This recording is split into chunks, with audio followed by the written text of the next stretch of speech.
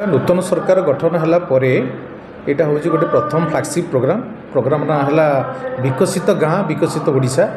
आगुरी आम गाँ आम विकास आम ओडिशा नवीन ओडिशा ये प्रोजेक्ट थिला।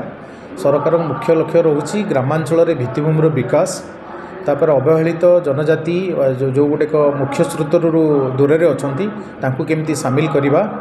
तेणु शिक्षा स्वास्थ्य कृषि टूरिज्म आउ माइक्रो टूरिज्म आमर जोटा रही ताधे केमती विकास करा जेकोसी प्रोजेक्ट गुड़ाक समस्त पंचायत रे निया जाई नाही एथिरे कभर करा 5 वर्ष भित्तिरे जहाँ को कहती दीर्घम्यादी योजना भितर सस्टेनेबल डेवलपमेंट गोल को भित्ति करिकी एटी प्रोजेक्शन करा जाइछि।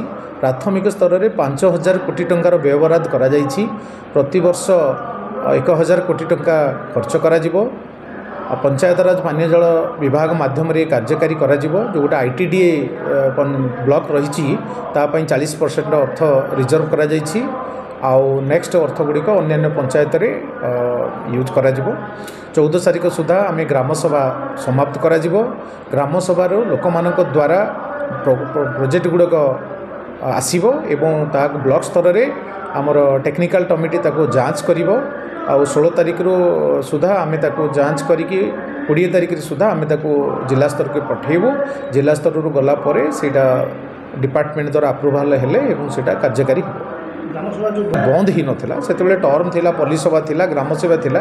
ग्रामसभा एबे भी होउची किंतु आगुरु जो प्रोजेक्ट गुडी को अनुमोदन करा जाउथिला सेटा आमे माने ब्लॉक स्तर में विभिन्न पंचायत आसला करा जाउथिला। ग्रामसभार अनुमोदन रहू नथिला टिके ग्रामसभार अनेक लिटिगेशन रहूला प्रोजेक्ट पास विलंब होता किंतु ताकू पूर्वतन जो प्रोजेक्ट कार्यकारी होता से हाईकोर्ट भी द्वारस्थ होते।